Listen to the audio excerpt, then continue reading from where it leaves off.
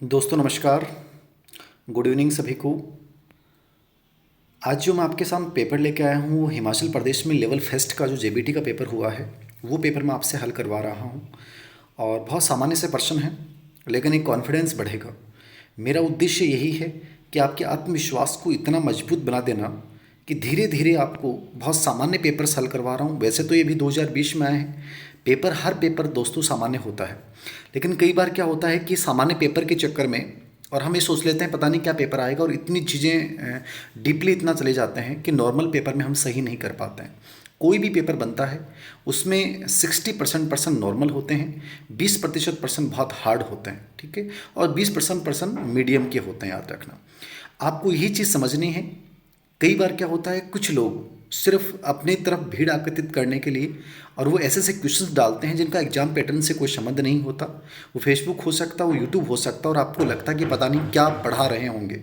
मेरा उद्देश्य वास्तविकता से जोड़ते हुए, उस धरातल से जोड़ते हुए केवल एग्जाम ओरिएंटेड स्टडी के ऊपर हमें फोकस करना है। यही मेरा मूलभूत उद्देश्य रहेगा।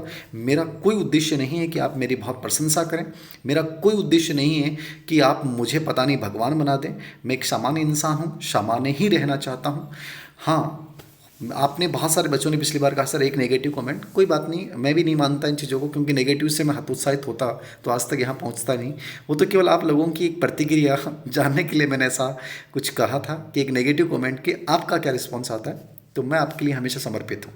ठीक है, एक छोटे से विचार के साथ शुरुआत करूँगा इस पेपर को। इस पेपर में मान के चलिएगा कि 30 में से यदि आप 26-27% आप करते हैं तो मैं मानता हूं कि बेहतर स्थिति में। इससे कम है तो हमें बहुत इंप्रूव करने की आवश्यकता है। देखिए, जिंदगी में आप जो सोच सकते हो, जिंदगी में आप जो सोच सकते हो, याद रखना वो निश्चित रूप से कर सकते हो, वो निश्चित रूप से कर सकते हो। मेरा उद्देश्य हर उस सोच को और उस मुकाम तक पहुंचाना है। शुरुआत करते हैं इस पेपर की। पहला प्रश्न देखिए, एग्जाम पैटर्न ओरिएंटेड, मैं बार बार इन चीज़ों को बता रहा हूँ आपको। पेपर कहाँ से आ रहा है, कुछ लोग कितना भी कंफ्यूजन कर दें, कुछ लोग कितने भी टेस्ट सीरीज में अनावश्यक प्रश्न डाल दें, हमारा उद्देश्य केवल वास्तविकता के धरातल पे। देखिए पहला प्रश्न, प्रेरणाओं का, आवश्यकताओं का अनुक्रम सिद्धांत किसका है? बहुत इजी प्रश्न है। अब इस प्रश्न को कितना भी हार्ड बना सकता था। प्रश्न ऐसे बना सकता था कि प्रेरणाओं की आवश्यकताओं को क्रमबद्ध कीजिए। प्रश्न ये बना सकता था कि प्रेरणाओं का आवश्यकताओं का सिद्धांत किसने दिया है और उसमें श्रेष्ठ आवश्यकता कौन सी है। प्रश्न ये भी बना सकता था कि सबसे निम्न स्तर आवश्यकता कौन सी है, और प्रश्न ये भी बना सकता था एग्जाम्पल देके कि ये किस आवश्यकता से जुड़ा हुआ उदाहरण है।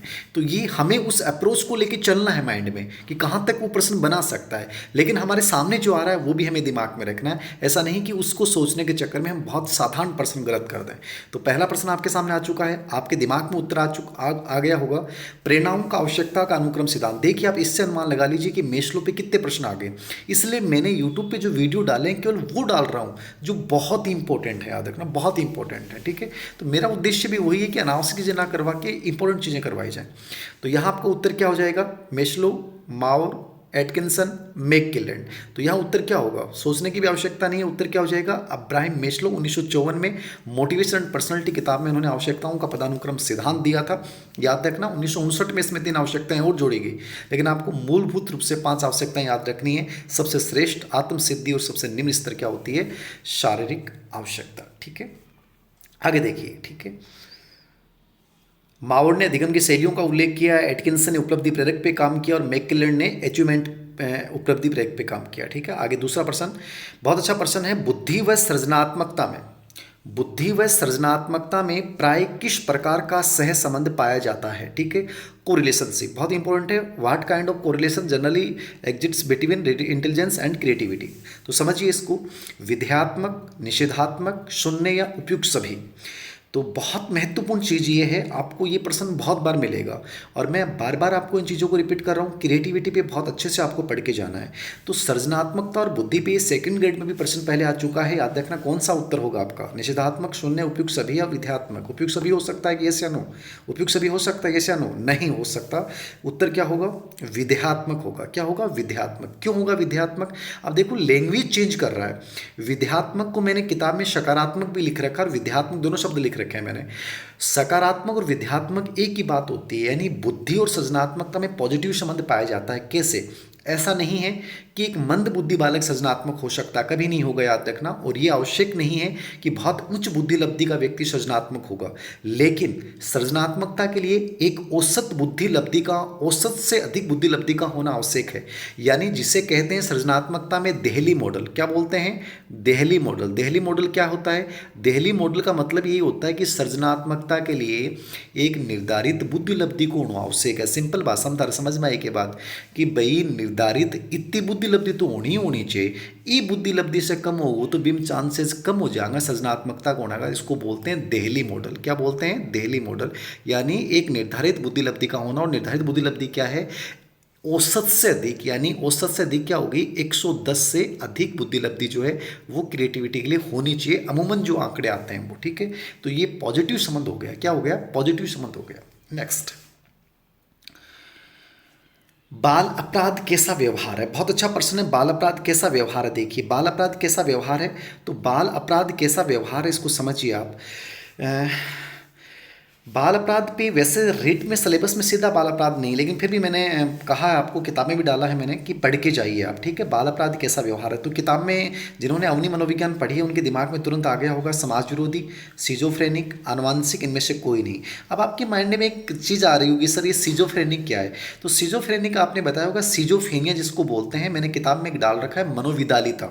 मनोविदालिता एक मानसिक विकार है जिसमें बच्चा व्यवहार संबंधी भी समस्याएं आती हैं, बुद्धि संबंधी समस्याएं भी आती हैं। ठीक है, वो कटने भी लग जाता है, उल्टी बातें भी करने लग जाता है। ठीक है, अनावश्यक ऐसी हरकतें करने लग जाता है। एक बहुत बड़ा ये व्यापक विकासात्मक मानसिक विकार है मनोविदालिता, सिजोफ्रेनिया। उस पर काफ़ी मैंने मैटर डाला भी है। तो सिजोफ्रेनिक तो मनोविदालिता होती है, आनुवांशिक कोई व्यवहार थोड़ी होती है। तो बहुत सामान्य प्रश्न था, इसका उत्तर समाज विरोधी व्यवहार। मैंने पहले भी कहा है कि बाल अपराधी बच्चा ऐसा व्यवहार करते हैं जो समाज के खिलाफ है। चोरी करना, झूठ बोलना, जुआ खेलना, सार्वजनिक संपत्ति को नुकसान पहुंचाना, ठीक है, भगोड़ापन, यौन अपराध करना, हत्या करना, ये सब इनके लक्षण होते हैं। ठीक है, तो यहाँ उत्तर क्या हो जाएगा, समाज विरोधी व्यवहार। बाल अपराध के ऊपर सबसे अधिक कार्य किसने किया, सीजर लाम्ब्रोसो ने। ठीक है, तो उत्तर बताइए क्या होगा, समाज विरोधी। क्या हो जाएगा रे, समाज विरोधी हो जाएगा। आगे देख लो थे क्रियाकलाप, द एक्टिविटी टेक्निक इज। अब एक्टिविटी टेक्निक क्रियाकलाप सिंपल सा प्रश्न है। ऐसे प्रश्नों में आप बिना भी पढ़ के गए हो तो भी आपको पॉजिटिव सोचना है। ठीक है, आज मनोविज्ञान बात करता है किसकी, हर जगह किसकी बात करता है, बच्चे की बात करता है। तो क्या होना चाहिए, क्रियाकलाप, जहां बच्चा खुद करके सीखेगा। और करके सीखेगा तो प्रधान कौन हो जाएगा बताओ, टीचर होगा, विषय होगा, विद्यार्थी होगा, कक्षा केंद्रित होगी। तो जहां क्रियाकलाप एक्टिविटी बेस्ड लर्निंग होता है, जहां करके बच्चा सीखता है, वहां क्या हो जाएगा, विद्यार्थी केंद्रित। तो करके सीखने में किसने बल दिया है, किलपैट्रिक ने। डॉक्टर मेश ने कहा था हम हर चीज़ करके सीखते हैं। ठीक है, तो यहाँ उत्तर क्या हो जाएगा, विद्यार्थी केंद्रित उत्तर हो जाएगा, क्रियाकलाप तकनीक। अब ये सामान्य सा प्रश्न है, कोई इतना बड़ा हार्ड प्रश्न नहीं है। हो सकता है आपने नहीं पढ़ा हो, लेकिन सोचना था क्रियाकलाप जहाँ करके सीखेगा कौन प्रधान हो जाएगा, बच्चा हो जाएगा। अरे बहुत इजी हुआ है मनोविज्ञान, सिर्फ थारे जीवन से जोड़ लो, आपस में हर टॉपिक को रिलेटेड हुए समझ लो थे, एकदम सामान्य भाषा में समझो, माइंड पर प्रेशर मत लो, दिमाग मत खराब कराया करो, आराम से इजी मूड में रिया करो, बहुत बढ़िया लागूगा थे। देखो अब बहुत बढ़िया प्रश्न ला रही हूँ तुम्हारे सामने। वुडवर्थ के SOR मॉडल में ओ का क्या तात्पर्य है। ठीक है, मैंने पहले भी चर्चा की SOR मॉडल की। ठीक है, अब दोबारा मैं चर्चा कर रहा हूँ। बहुत सारी जगह कन्फ्यूजन हो जाता है, सर SOR मॉडल CL हल ने तो नहीं दिया है। देखिए CL हल ने SOR मॉडल का प्रयोग किया है, लेकिन CL हल ने SOR मॉडल नहीं दिया है, उसका सिद्धांत इस पर आधारित है। तो SOR मॉडल किसका था, वुडवर्थ का था। तो इसमें ओ का तात्पर्य क्या है, एस का तात्पर्य क्या होता है, स्टिमुलस, ओ का मतलब क्या होता है, ओरिजिन, आर का मतलब क्या होता है, रिस्पॉन्स। तो उत्तर क्या हो जाएगा, ओ का मतलब ओरिजिन मतलब प्राणी। ठीक है, मतलब उद्दीपक, उद्दीपक मतलब जो क्रिया कार्य करने के लिए प्रेरित करता है, उसको देखकर जो क्रिया करते हैं वो आर है। ठीक है, और इन दोनों में संबंध जो स्थापित करता है वो प्राणी करता है। और व्यवहार क्या होता है, हमारे द्वारा की जाने वाली प्रत्येक क्रिया जो है वो हमारा क्या है, व्यवहार है। तो यहाँ उत्तर क्या होगा, वुडवर्थ के अनुसार SOR में ओ का मतलब क्या है, प्राणी। ठीक है, ये गत्यात्मक मनोविज्ञान भी इन्होंने दिया था। गत्यात्मक मनोविज्ञान फ्राइड भी आता है और वुडवर्थ भी आता है, याद रखना किसका, गत्यात्मक मनोविज्ञान में वुडवर्थ का योगदान आता है, इस चीज़ को आपको याद रखना है। और इन्होंने SOR की जो तुलना की थी वो मतलब बंदूक से की थी एक प्रकार से SOR की। आगे देखिए, विकास एक प्रक्रिया है। अब देखो विकास की प्रक्रिया है, समझ लो थे, बहुत इजी भाषा में समझो इन, बहुत बार प्रश्न आगो विकास कौन-सी प्रक्रिया है? तो विकास खंडित प्रक्रिया होवे के कोनी होवे, निरंतर होवे के कोनी होवे, पूर्ण होवे के कोनी होवे, अपूर्ण होवे के कोनी होवे, तो कौन-सी होनी चाहिए रे? बताओ। निरंतर होनी चाहिए। वेरी गुड, बहुत अच्छे बच्चे हो आप लोग तो निरंतर। अब देखो लैंग्वेज चेंज कर दे कई बार।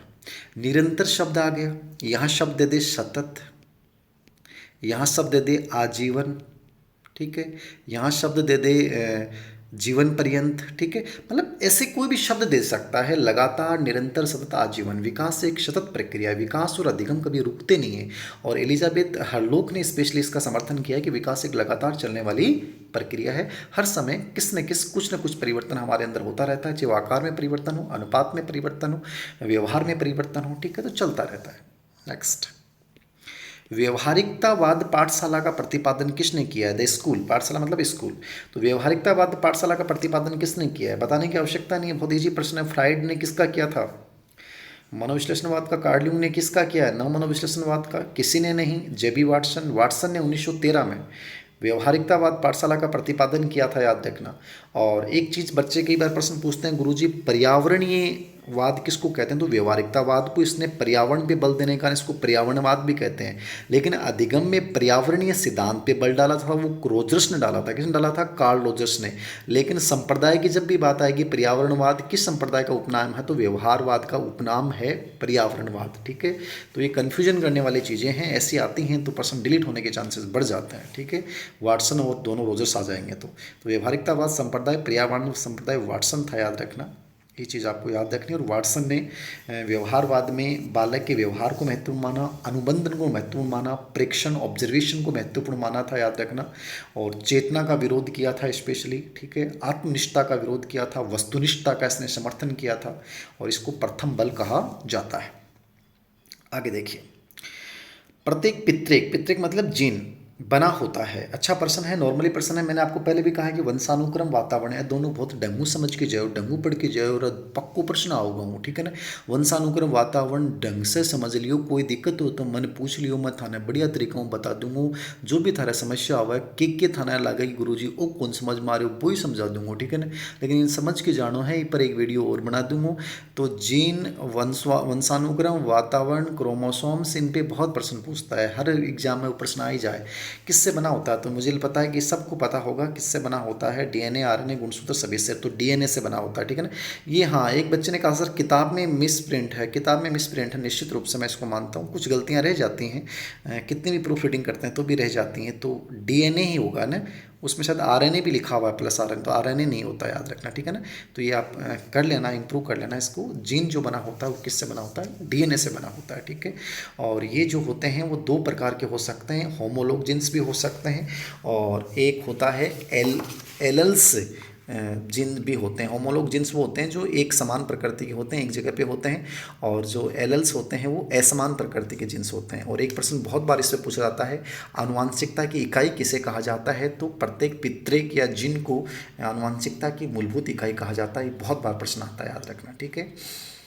और आगे देखिए,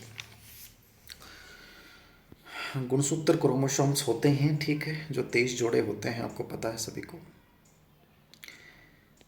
तो इसका उत्तर डीएनए हो गया। नो। वार्तालाप उदाहरण, बहुत अच्छा प्रश्न है। कन्वर्जेशन कौन सी अवस्था का उदाहरण है? बहुत कम जगह आपको मिलेगा, लेकिन मैंने आपको पहले भी कहा है, साइक्लोजिन आपस में कोरिलेटेड करो, जितनी कोरिलेटेड करेगा बत्तो ही बढ़िया रहेगा। साइक्लोजिन हर चीज़ थे, याद नहीं भी करी तो डरना की आवश्यकता को नहीं है। बहुत सारा प्रश्न है का हमें बंद थे, आपस में जोड़ के भी कर सको, ठीक है।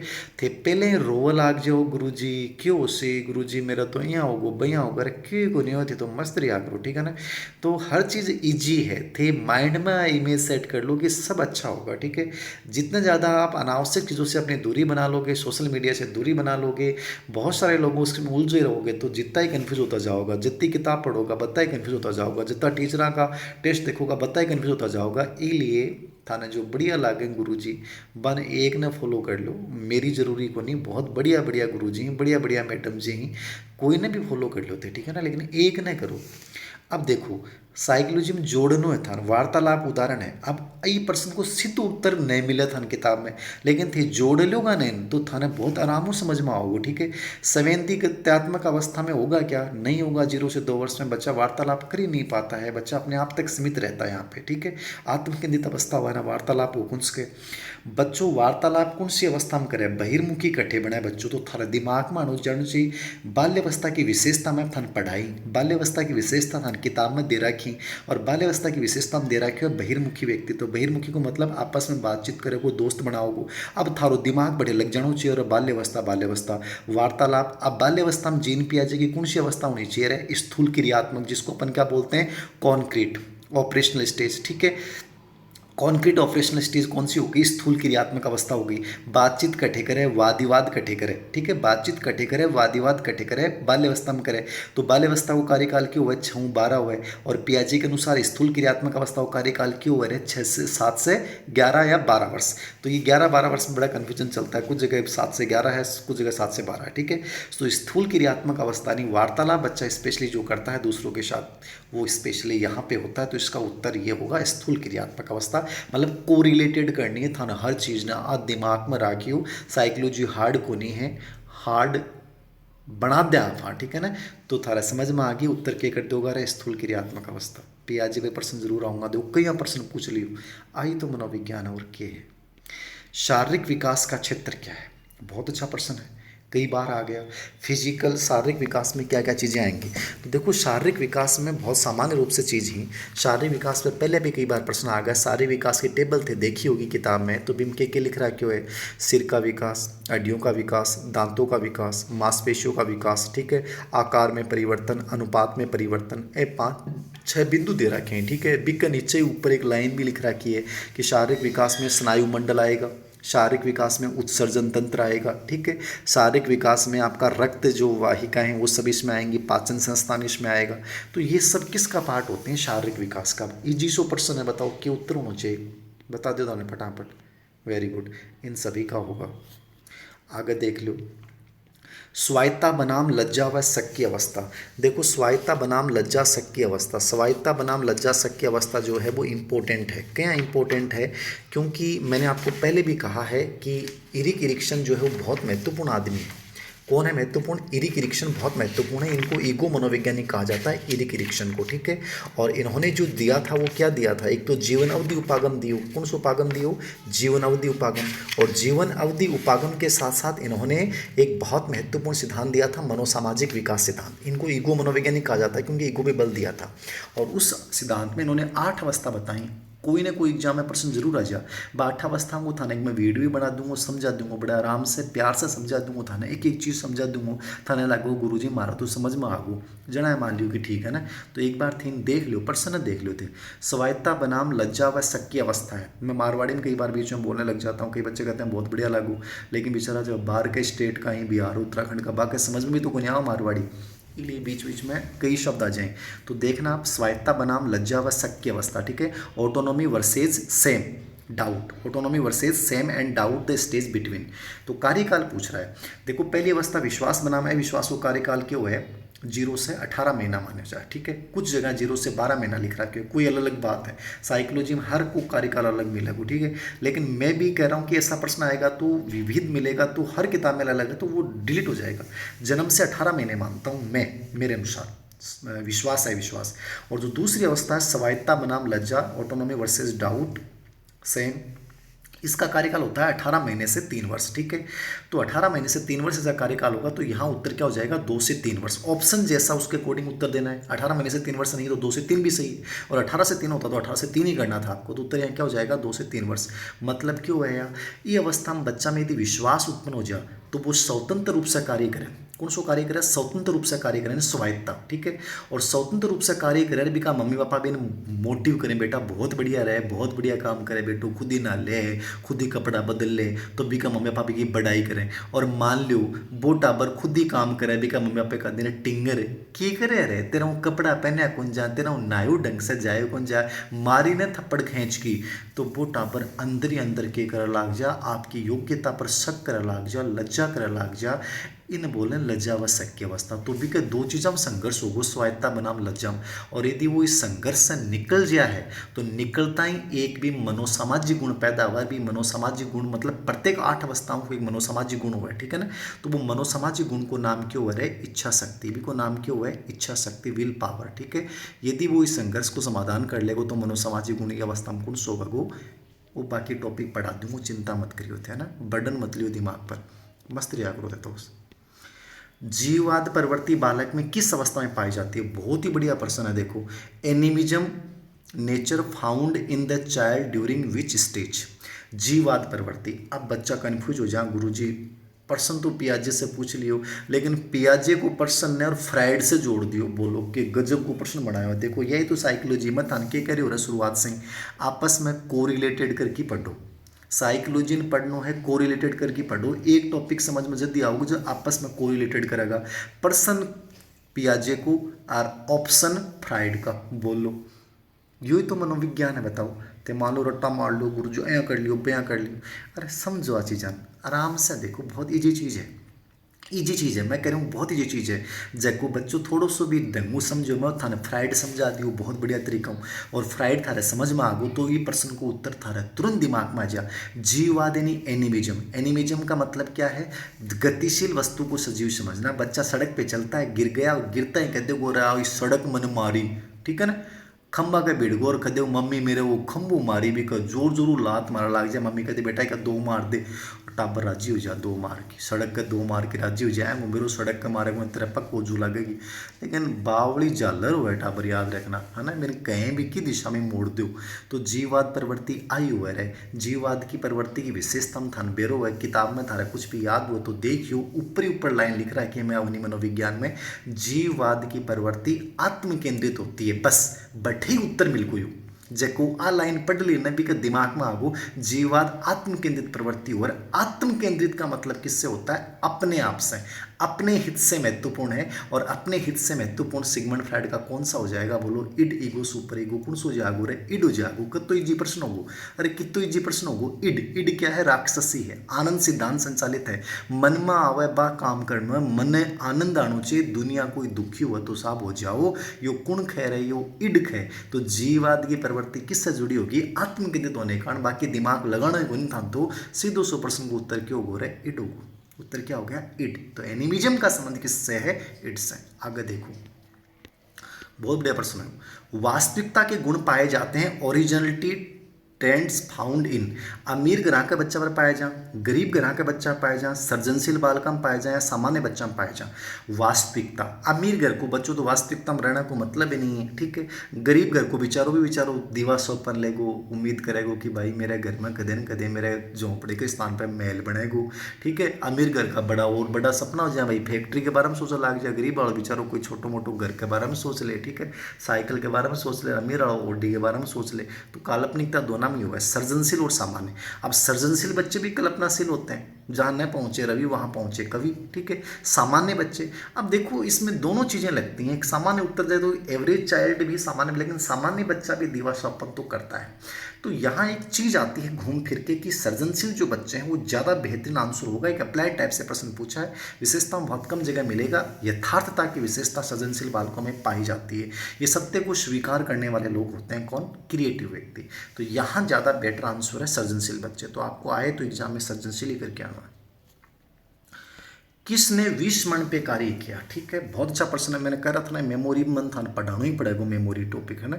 विश्वमण पे किसने कार्य किया? तो विश्वमण पे वुडवर्थ स्टाउट ने भी कार्य किया वैसे, लेकिन प्रयोग जो किया था विश्वमण पे वो किसने किया था? एबिंगहॉस ने। किसने किया? एबिंगहॉस ने। इसने 1885 में किताब लिखी थी, उसमें प्रयोगात्मक अध्ययन किया और कहा था कि विश्वमण एक निष्क्रिय मानसिक प्रक्रिया है, ठीक है।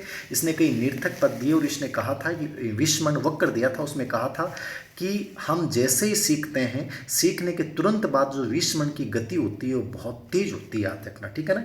यानी सीखने के अपन 20 मिनट बाद में जो होता है अपनी धारण की क्षमता होती है 55% के आसपास अपन जो भूल जाते हैं, याद रखना, ठीक है ना। 20% की तो है, 55% भूल जाओ आप, ठीक है ना। तो ये बी के बाद में 1 घंटा बाद में 64.2, 1 दिन बाद में 66.3, 2 दिन बाद में 72.2, 6 दिन बाद में 74.6, इस पर सा विश्वमण वक्र दी गई एबिंगहॉस। तो इसने प्रयोग किया था एबिंगहॉस, ठीक है। तो आगे देखो, किसने कहा दो बालकों में समान मानसिक योग्यताएं नहीं होती। बहुत बार यो प्रश्न आगो रहा है स्कूल व्याख्याता का मायने इतनी बार आगो कि वो प्रश्न मैं बताऊं और थारो उत्तर गलत है तो मैं मान लो कि थान चुल्लू भर पानी लेकी और थारे सिर के ऊपर भी पानी डाल लेनो चाहिए और ठंडा ठंडा ये सर्दी के मायने हो कि सोचना चाहिए कि आपने तैयारी में कटे कमी है, क्योंकि वो प्रश्न इतनी बार आगो। दो बालक में समान मानसिक योग्यताएं नहीं होती। हरलोक सोरेनसन वुडवर्थ करवाइंट करो, बताओ कि उत्तर होना चाहिए, बताओ। अरे हरलोक ने कहा कि कोई भी दो बालक समान मानसिक योग्यता के नहीं होते। जुड़वा बच्चों में भी मानसिक योग्यता में अंतर नहीं पाया जाएगा। ये प्रश्न स्कूल व्याख्याता में बहुत बार आ गया। छात्रों में चोरी की आदत को कैसे दूर किया जा सकता है, बहुत अच्छा प्रश्न है, अप्लाइड प्रश्न है, समझनो है। ए का प्रश्न ज्यादा टेंशन नहीं लेनी। ए का प्रश्न 3-4 प्रश्न आवे। मैं कह रहा हूँ कि साइकोलॉजी बहुत ईजी है, कई प्रश्न तो सब ऐसे स्टिम्पट की जाओगा। टीचिंग मेथड भी इजी आएंगे, टीचिंग मेथड का भी इजी तो नहीं आएंगे, लेकिन मैं टीचिंग मेथड को समाधान था कर दूंगा अलग अलग एग्जाम का प्रश्न ढूंढ के, ठीक है ना। वो मेरे पर विभिन्न मेरे पर छोड़ दो थे। अब ध्यान दो थे छात्रों में चोरी की आदत ने पारितोषिक दोगा कि चोरी की आदत जय करेगो तो मैंने खदोगा ले बेटे ये ले 200 रुपया, ठीक है, तो वो और करेगो। उदाहरण दूंगा, बेटा उस व्यक्ति ने चोरी की थी, देख उसका परिणाम ये निकला। ताड़ना देखो मैंने 2-4 कह देगा रामी गधा कुत्ता तेने शर्म को नहीं, परिवार को नाम डुबो दियो। वो ताड़ना देनो वह एक सजा दे दो, बिका हाथ पग बांध दो, सिर नीचे लटका दो, पैग ऊपर लटका दो और 15-20 बिका कोड़ा लगा दो।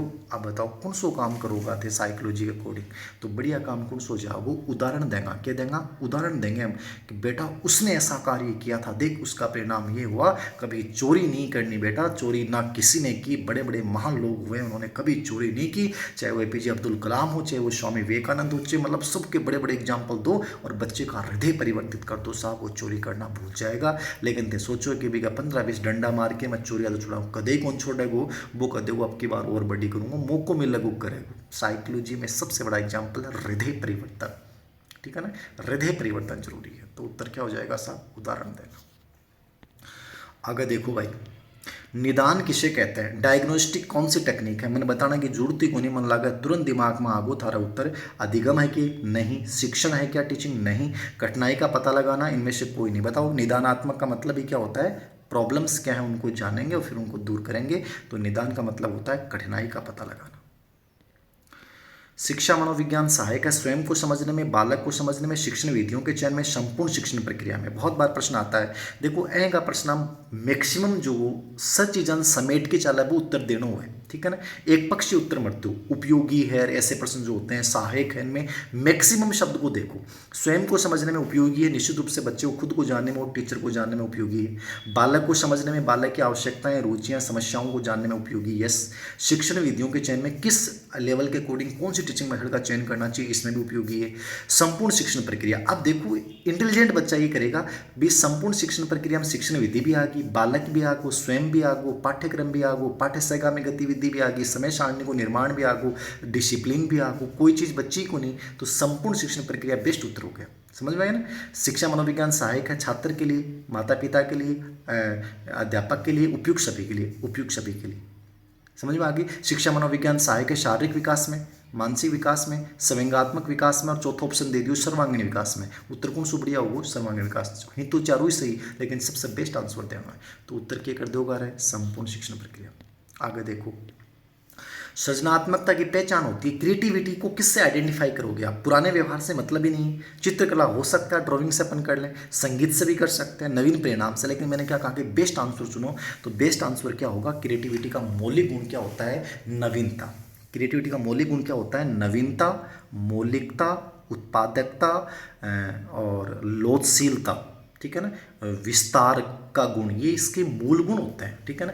तो नवीन परिणाम सबसे इंपॉर्टेंट विशेषता है, तो इसमें नवीन परिणाम, ठीक है। स्टेन ने परिभाषा किससे दी है, स्टेन की परिभाषा है नवीन परिणाम, जब किसी का कार्य का परिणाम उपयोगी व नवीन हो तो वो सृजनात्मक है। अहम बनाम संपूर्णता बनाम निराशा, देखो इरिक रिक्शन पर 2 प्रश्न आ गए, मैं भी था चर्चा करें उन्होंने पढ़ाऊँ प्रशिमन भाई। अहम बनाम संपूर्णता बनाम निराशा की अवस्था, यह 8वीं अवस्था है, अंतिम अवस्था है, बुढ़ापा की अवस्था कैसे का, जो अपने जीवन को अंतिम समय आवे। देखो अंतिम समय जैसे आता ना, तो वहाँ आदमी का कोई साथ नहीं देता, वहाँ साथ देता है उसके आज तक के उसने क्या काम किया है, ठीक है ना। थे आपा ये अवस्था में थार मन में आओ मैं यो कर दूँ, मैं वो कर दूँ, रुक के कर दूँ। लेकिन जिंदगी की ऐसी स्टेज आती है जहाँ आपका साथ केवल आपके जो कैसे अच्छे कर्म किए हैं, आपने कितने लोगों को भला किया, वही काम देते हैं। वो अवस्था ये होती है अहम बनाम संपूर्णता बनाम निराशा। मतलब मान लो थारी जीवन जी या बहुत बढ़िया रही थी, लोगों को बहुत भलो करो, लोगों की बहुत दुआ ली, तो जय थे 65 वर्ष में पूछो का था ना मन में आ गया मैंने बहुत अच्छा किया।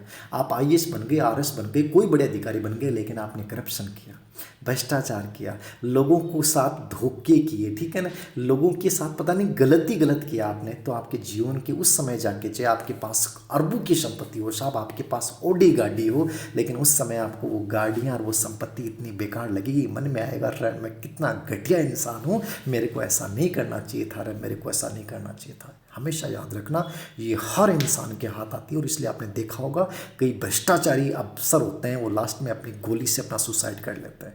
ये जिंदगी की वास्तविकता है। जिंदगी में कोई ऐसा कार्य मत कर लेना, आपको लगता है कि तत्कालीन सुकून के लिए कि मैं करप्शन करके ज़िंदगी में आगे बढ़ जाऊँ, वो करप्शन आपकी ज़िंदगी के अंतिम पल को इतना बुरा बना देगा कि आपको लगेगा कि मैंने किसके लिए किया।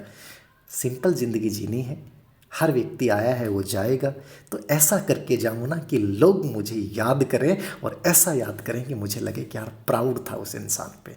ये अवस्था यही कहती है, कृष्ण ये कहता है कि ज़िंदगी में इस अवस्था में आते ही आपको अनुभव होता है कि मैंने संपूर्णता मेरे अंदर आई कि नहीं आई, मैंने अच्छा किया कि नहीं किया। और यदि आपने गलत कार्य किए हैं तो आपके अंदर निराशा का भाव आ जाएगा, अच्छे किए हैं तो आप पे संपूर्णता का भाव आ जाएगा। और यदि इस दोनों का जो संकट होता है, इसमें यदि आदमी सफल हो जाता है तो यहाँ जो गुण मनोसामाजिक गुण पैदा होता है, वो मनोसामाजिक गुण कौन सा हो जाएगा? परिपक्वता। कौन सा मनोसामाजिक गुण पैदा होगा? परिपक्वता। ठीक है। कार्यकाल के होगो 65 वर्ष से इससे अधिक। आप थे कहते होगा गुरु जी हो तो 65 वर्ष तो आजकल जीवन को नहीं, तो ये मान लो कि थे जीवन में अंतिम जय थारो मान लो 55 साल का आसपास आओगा, 50 साल का आसपास आओगा, तो थारा में फीलिंग्स आने शुरू हो जाएंगे, यार मैंने अच्छा किया, पूरा किया, मतलब जीवन का अंतिम स्टेज है। 21 नंबर को प्रश्न देखो, दूसरे वर्ष के अंत तक शिशु का शब्द भंडार हो जाता है। शब्द भंडार पे प्रश्न आता है भाषा विकास, तो मैंने कहा कि इंपॉर्टेंट है, भाषा विकास को अच्छे से पढ़ के जाना। भाषा विकास पे 3-4 टाइप के प्रश्न बनेगा। शब्द भंडार पूछ लेगा, भाषा विकास पे वाइगोत्स्की के विचार, जीन पियाजे के विचार, नॉम चॉम्स्की के विचार। ठीक है, तो ये 4-5 चीज़ें हैं भाषा विकास से, बहुत ईजी चीज़ें हैं, मैं बता दूंगा, किताब में वैसे पूरा डाला हुआ है, और भी मैं कोशिश करूँगा टेलीग्राम के माध्यम से, ऑडियो रिकॉर्डिंग के माध्यम से बहुत सारी चीज़ें मैं करवाऊँगा आपको। तो देखो, पहले पिछली डेट में प्रश्न ये आयो कि बच्चों पहलो शब्द सार्थक शब्द कद बोला, तो 10 महीना को टाबर पहलो सार्थक शब्द बोला। बलबलावा बच्चों कद बे बे बे बे करे, वो करे 6 महीना को टाबर। क्रंदन मतलब रोना, सबसे पहले शुरुआत टाबर की रोना से ही हुआ। ठीक है, तो मानव वाणी का प्रथम लक्षण वैसे तो क्या माना गया है? बलबलाना माना गया है, और क्रंदन माना गया, बलबलाना और क्रंदन माना जाता है। ठीक है ना, तो ये थोड़ा सा आपको माइंड में रखना है कि वास्तव में ये होता क्या है। वास्तव में ये भाषा विकास के अंदर पूरा का पूरा आपको थोड़ा समझ के जाना है। भाषा विकास में मैंने आपको सिंपल सी बात बता दी है। भाषा विकास में एक तो आपको शब्द भंडार याद करना, क्या याद करना? शब्द भंडार याद करना है कि बच्चा भाषा बोलता कैसे। ठीक है, किस किस वर्ष का किस बच्चा शब्द बोलेगा, तो भाषा में याद रहा क्यों थे 10 महीना को बच्चों पहले सार्थक शब्द बोलेगो, 1 वर्ष को बच्चों 3 से 4 शब्द बोलेगो, 2 वर्ष को बच्चों 100-200 शब्द बोलेगो। आप 100-200 शब्द ऑप्शन में को नहीं, अब देखो देखो जो ऑप्शन में को नहीं, 100 से 200 बोलेगा, लेकिन ऑप्शन में नहीं है तो क्या करना है? 2.5 साल को बच्चों 272 शब्द बोले, 2.5 साल को बच्चों कितने शब्द बोले? 272 बोले। 3 साल को बच्चों 896 बोले, 4 साल को 1540 बोले, 5 साल को 2072 बोले, 6 साल को 2562 बोले, 8 वर्ष को 3600 बोले, 10 वर्ष को 5400 बोले, 12 वर्ष को 7200 बोले, 16 वर्ष को 11700 बोले, और 18 वर्ष को 15100 19,000 शब्द बोले। मैं क्लास में जब भी पढ़ाऊँ तो टावरन याद आ गई, मैं यही बोलिया करूँ ना, टावर मुझे याद होया करे कि याद हो जा, इच्छा शक्ति चाहिए भाई। जिंदगी में जब दिल से किसी चीज़ को चाह लिया कि यार इसको तो चाह के रहूँगा, वो चीज़ मिल जाएगी, याद रखना। अब थे रो रो के रोजना कहें मिल जाए, बताओ तो अठी उत्तर क्यों जाए वो 272, जबकि 2 साल तक 200 शब्द होंगे, लेकिन 2.5 साल का 272 होंगे, लेकिन ऑप्शन में जो नज़दीक है वो करना है। 272 शब्द होते हैं। ठीक है ना, तो ये आपको याद रखना। मैंने एक ऑडियोग्राम में ये भी डाला था कि ये क्या होता है, रूप मतलब सौपनिम और रूपिम, ये क्या होते हैं? ठीक है ना, तो जो 2 शब्दों को मिलाकर अपना बोलते हैं वो रूपिम होता है, एक प्रकार से याद रखना। ठीक है, और जो ये ध्वनिग्राम एक प्रकार से होता है, वो सबसे छोटी इकाई होती है भाषा की। ठीक है, करंदन भाषा का पहला रूप हो जाता है, और बलबलाना जो होता है वो 6 महीने से वैसे प्रारंभ होता है। ये मानव वाणी का प्रथम लक्षण बलबलाना माना जाता है, तो याद रखना। ठीक है ना, भाषा का संबंध होता है ब्रोका क्षेत्र से। छात्रों में रटने को कम करने के लिए कौन सा उपाय सर्वोत्तम? बहुत बढ़िया प्रश्न है, समझिए प्रश्न है भी।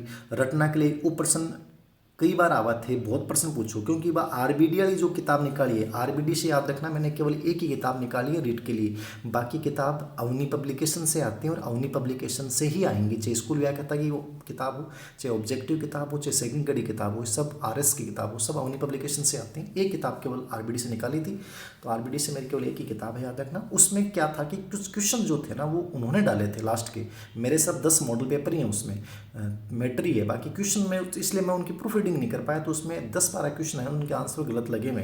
तो आप में से कई बच्चों ने पूछा कि सर मैटर में तो ये लिख रखा है, आंसर में तो एक ऐसा ही प्रश्न लिख रखा है कि रटने को कम करने के लिए कौन सा उपाय सर्वोत्तम है। तो रटने के लिए पाठ्यसगामी क्रियाओं को बढ़ावा देना चाहिए, शिक्षण विधि में परिवर्तित करना चाहिए, सृजनात्मकता में बढ़ावा देना चाहिए, मूल्यांकन विधि में परिवर्तन करना चाहिए। सबसे बढ़िया तरीका है रटना कम करने के लिए मूल्यांकन विधि में परिवर्तन करना। ठीक है, कैसे, कौन से प्रश्न होते हैं वो रटने की प्रवृत्ति को बढ़ावा देते हैं, निबंधात्मक प्रश्न या वस्तुनिष्ठ प्रश्न। तो रटने की प्रवृत्ति को बढ़ावा, याद रखना, निबंधात्मक प्रश्न देते हैं, वस्तुनिष्ठ प्रश्न रटने की प्रवृत्ति को बढ़ावा नहीं देते हैं। ये प्रश्न बहुत बार आता है, याद रखना। तो यहाँ उत्तर क्या होगा, मूल्यांकन विधि में परिवर्तन करना। और कौन से प्रश्न अच्छे होते हैं, कौन से प्रश्न होते हैं रटने के लिए प्रोत्साहित निबंधात्मक करते हैं और विरोध कौन करते हैं, वस्तुनिष्ठ। आगे देख लो, सीखने के वक्त लर्निंग कर्व मीन्स क्या है। बहुत इजी प्रश्न है। मौलिकता का सूचक, गद्यात्मक स्वरूप, रचनात्मकता, प्रगति। पढ़ाया हुआ टॉपिक है, मैंने बताया था कि अधिगम की मात्रा, गति, उन्नति को व्यक्त करने वाले लर्निंग कर्व कहलाते हैं। 3 मुख्य प्रकार हैं, कुछ किताबों में 4 दे रखे हैं। पहला सकारात्मक, जिसको आप नतोदर कह सकते हो, उल्टो नाम याद रखना है। दूसरो नकारात्मक, जिसको उन्नतोदर कह सकते हो, कन्विक्स। ठीक है, और सकारात्मक ने इंग्लिश में कॉनकेव। और तीसरो मिश्रित व दोनों को मिलो जुलो रूप। ठीक है, पढ़ाया हुआ टॉपिक देख लो, चर्चा कौन करूँ अठे। और एक वह सरल रेखीय वक्र। 4 मुख्य रूप से 3 मुख्य प्रकार माना जाए। अभी स्कूल व्याख्याता में 8 प्रश्न है, तो उत्तर क्यों जागरूक, सीखने की प्रगति का सूचक। आगे देख लो, मानव विकास में कौन सा कारक सबसे महत्वपूर्ण है। बहुत बार प्रश्न पूछो थे। गुरुजी, आनुवांशिकता महत्वपूर्ण, वातावरण, दोनों बराबर महत्वपूर्ण होना कभी भी याद रख लियो। वैसे बुद्धि में सबसे महत्वपूर्ण आनुवांशिकता को माना गया है, और विकास में वैसे देखें तो वातावरण होता है, लेकिन दोनों का ही बराबर योगदान माना जाएगा। आंसर हमेशा दोनों को बराबर करना है। वंशानुक्रम गुणा वातावरण, हेरिडिटी, इन्वायरमेंट। ठीक है, बराबर योगदान होगा, तो उत्तर क्यों जागो, आनुवांशिकता, वातावरण बहुत ही महत्वपूर्ण बिंदु है, समझ के जाओ, पढ़ के जाओ। आगे देख लो, रहे हमारे शरीर में गुणसूत्रों के कितने जोड़े होते हैं, बताओ। प्रश्न बताने की जरूरत है कि बहुत सामान्य प्रश्न होगा। लेवल फर्स्ट में प्रश्न बहुत इजी भी आते हैं, तो कुछ अप्लाइड भी आते हैं। तो 23 जोड़े होते हैं, याद रखना। 23 जोड़े माता और पिता की भूमिका जो निश्चित करता है, याद रखना। पुरुषों में जो होते हैं वो क्या होते हैं, अक्ष वायु, महिलाओं में क्या होता है, अक्ष होता है। हम विसंगति वजना ही अलग अलग, टर्नर सिंड्रोम, डाउन सिंड्रोम, ठीक है, क्लीन फिल्टर सिंड्रोम, ये जो विसंगति किताबों में दे रखी है वजह। बालक के व्यक्तिगत अध्ययन की मनोवैज्ञानिक विधि कौन सी है, बढ़िया प्रश्न है। अब थान उलझा रहे हो प्रश्न, देखो मनोवैज्ञानिक व्यक्तिगत अध्ययन की मनोवैज्ञानिक विधि कौन सी है, बताओ। तो व्यक्तिगत अध्ययन की मनोवैज्ञानिक विधि कौन सी, रेटिंग स्केल, फ्रांसिस गाल्टन, प्रश्नावली, सुकरात, ठीक है, और केस स्टडी, या कौन सा होगा बताओ। अरे बताओ कौन सी, प्रयोगात्मक विधि। अब देखो प्रश्न की भाषा समझ नहीं था, बहुत ईजी बात है, साइकोलॉजी कुछ भी कोई मतलब व्यक्तिगत शब्द आते दिमाग में आ जाना चाहिए। एक एक बच्चे का अध्ययन जो अपन करते हैं वो हमेशा केस स्टडी में होता है। एक बच्चे को लेंगे, उसके बारे में पूरा विवरण एकत्रित करेंगे, तो व्यक्तिगत गहन अध्ययन की विधि केस स्टडी मानी जाती है, याद रखना। तो यहाँ उत्तर क्या हो जाएगा, सब केस स्टडी हो जाएगा। बाकी वो व्यक्तिगत हो, ऊपर वाली नीचे वाली कोई जरूरी नहीं, लेकिन ये व्यक्तिगत होती है।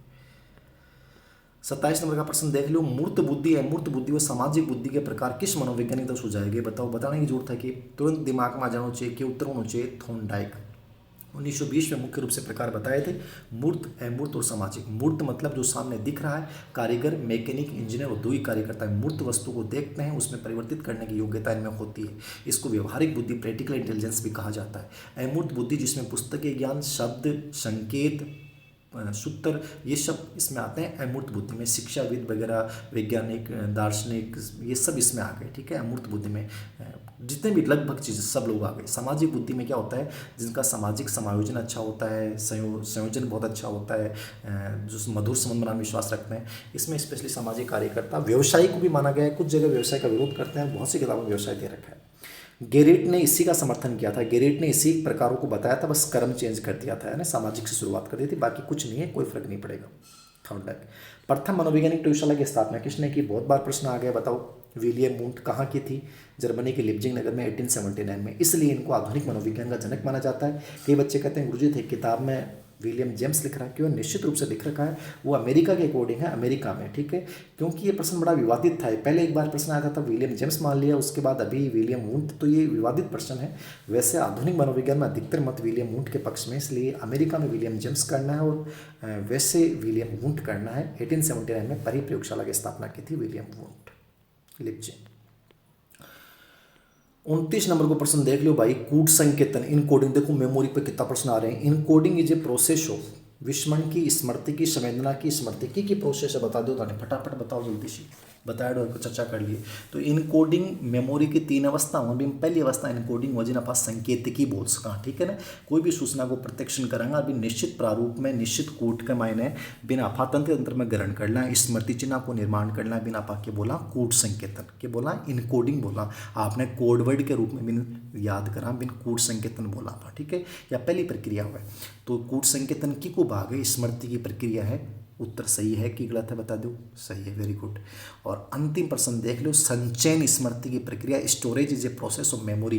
कौन सी प्रक्रिया, लेवल सीक्वेंस कौन सी हुई को था पहले चर्चा भी करी है। प्रथम है, द्वितीय, तृतीय, चतुर्थ, बताओ। तृतीय होना चाहिए, एक प्रथम होना चाहिए, बताओ फटाफट। 2 ऑप्शन दे रहा हूँ, तृतीय या प्रथम, जल्दी बताओ। तृतीय या प्रथम, तृतीय या प्रथम, बताओ जल्दी फटाफट। उत्तर क्या होगा? उत्तर होगा द्वितीय। क्या होगा? द्वितीय। बताइए, चर्चा करिए, थारे याद हो तो। अरे 3 अवस्था में इनकोडिंग पहले हुआ है, दूसरे नंबर पर स्टोरेज करांगा। जय आप इन इनकोडिंग करें तो संकेत से प्राप्त सूचना को अपन धारण करते हैं, रिटेंशन करते हैं, संचयन करते हैं। और तीसरी स्टेज हुआ है रिट्राइवल, यानी पुनः प्राप्ति। इन संचित सूचना रिकॉल करा पा कि जो याद करी बात सही है कि नहीं, खोज करा भी कि। तो 3 अवस्था हुआ, ठीक है। तो यह कौन सी अवस्था है? दूसरी अवस्था है।